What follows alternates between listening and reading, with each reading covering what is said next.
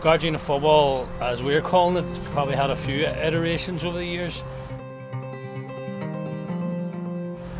Springhill Community House, which depends how far you want to go back. Des Wilson, Liberation Theology, Ballymurphy, right up to the present. They're the reason behind a lot of the success of this garden over the years.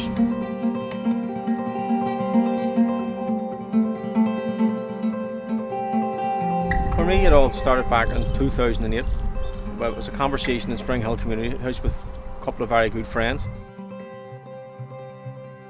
And we thought, wouldn't it be a good idea to actually bring some sort of allotments to the area, or some a garden of some interest for people, where people could get together as a community and grow. And out of that meeting, we decided to get together as a group, and we set up what was called Cards of Park and Wall, Friends of the Falls Park Group. Every individual had their own idea about what they wanted for the Falls Park and in the area. Mine was allotments.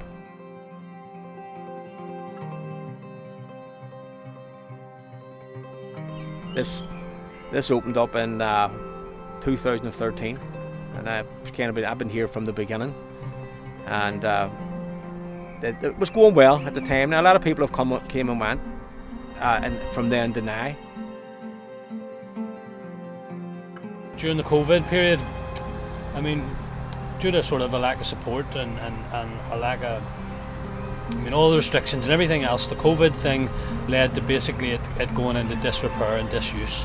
So they contacted us. We'd been working on some projects in this area, and we were working with groups in the area, and we were looking spaces to get out and start seeing each other again, get out of lockdown. We've been in, and that's how the connection was made, and so our groups have sort of been blended with this garden to get it up and running again.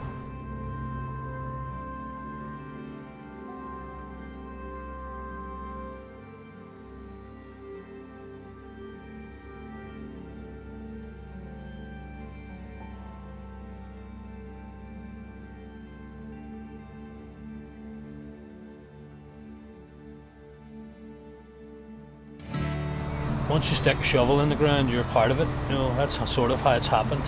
But it needs organising. People need to organise that, so there's a lot of work going into it too. So from about March, when you could get 2 households in an outdoor space, whenever that relaxation came in, that new regulation, we started getting in to do the work of getting the place ready. We wouldn't have been able to do that without Grow, North Belfast. They're the experts. They know how to grow, when to grow, how to do it sustainably, how to keep a thing turning over. So first stage was they done a plan for us. Grow began more than 10 years ago and is based in the Waterworks Park. They've managed to sustain a community garden on the site then for more than 10 years, which is an achievement because generally community gardens can start up and then maybe fade away and will go through peaks and troughs in their development. At Grow we do things a wee bit differently. We're really about the people and the groups and about the benefits that gardening brings to people. And that could be mental or physical health or addressing social isolation. And you don't need to tell a gardener about the mental and physical benefits that they get, but all of the research points to the green spaces being really essential for mental and physical well-being, and a community garden can really deliver a lot of value for people socially, physically and mentally with a small space.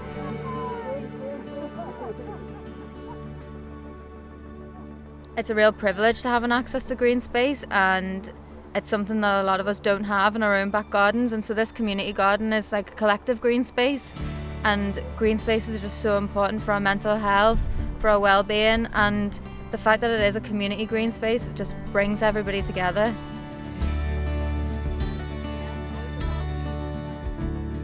My own personal motivations of getting involved with this is for my mental health, really. Like the past few years I've struggled really badly with depression, and being inside during lockdown didn't help that, and like having the opportunity to come up here and be involved in something that's like a collective and sharing in growing something has been really great for my mental health. My My name is Christiana Olujomoye. I'm originally from Nigeria, and in my depressed state, I got to know about Anaka Women Collective. The key in that group is equality. It doesn't matter where you're from, it doesn't matter your religion, it doesn't matter your age, we are together.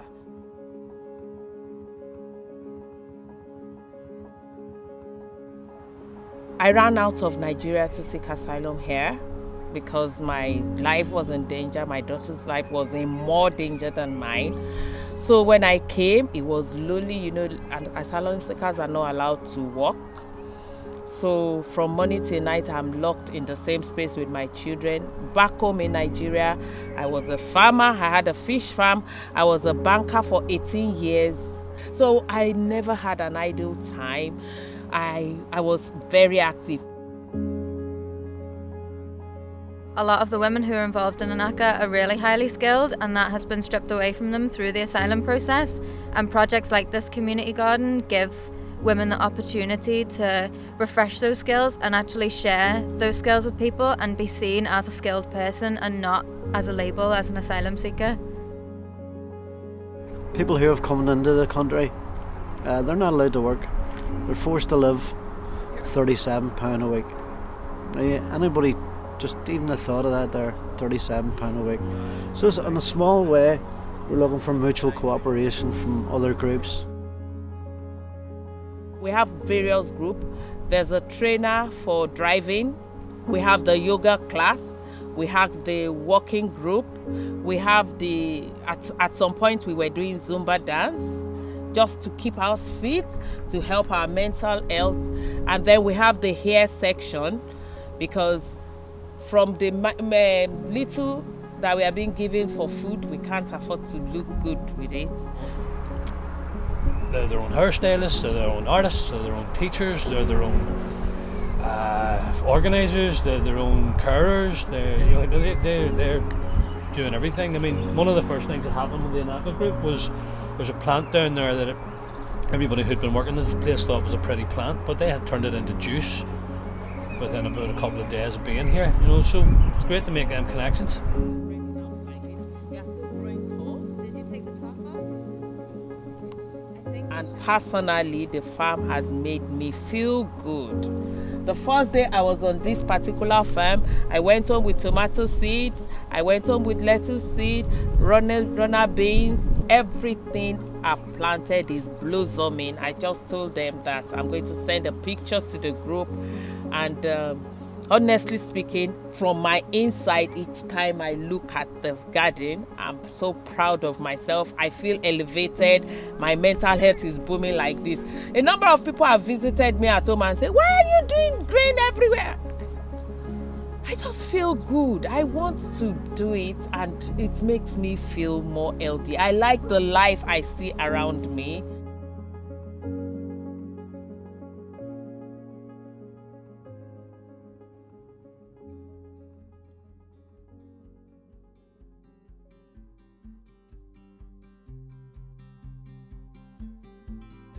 I was lucky enough to grow up in the upper Springhill area of West Belfast, where we've got the Falls Park, the graveyard, we've got the mountain, and just a bit down the falls there you've got the bog meadow. So although growing up in an urban environment, very much working class, I suppose nature was always there. It was always visible in the mountain in that sense, and I suppose that's part of the uniqueness of this area.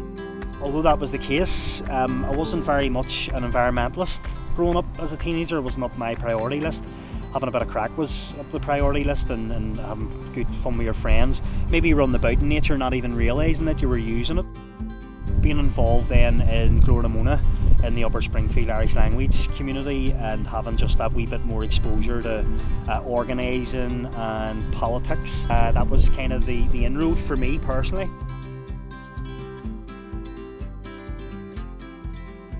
We're just trying to recreate that again in the garden. We're trying to recreate the potential for organic learning. And the way that we're sort of approaching this is, obviously there's been a massive global pandemic, and PPR, the Anaka Women's Group, and several other groups have pulled together in the garden in order to try and give people a platform to see their way out of the pandemic, the mental health issues that are going to have arisen from the isolation that was caused by the lockdowns and so on. So I suppose what we're trying to do here is really break this idea that we're separate from nature and that we're different from nature, and that somehow I don't know, there seems to be that idea that we're better than nature. What I'm loving about this place is that it challenges all of that, and just through the conversations with real experts in terms of people who have been growing for scores of years, bringing those skills to the public, bringing that to the wider community, and how much that sort of like adds to the flavour of the place. It's fantastic.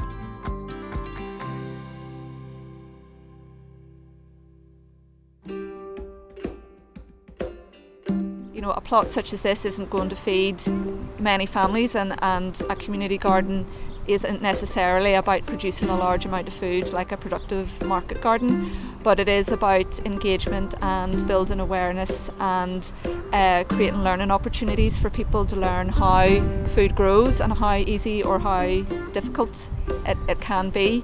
We're open for more people to get involved and to bring more ideas and more innovation to the garden.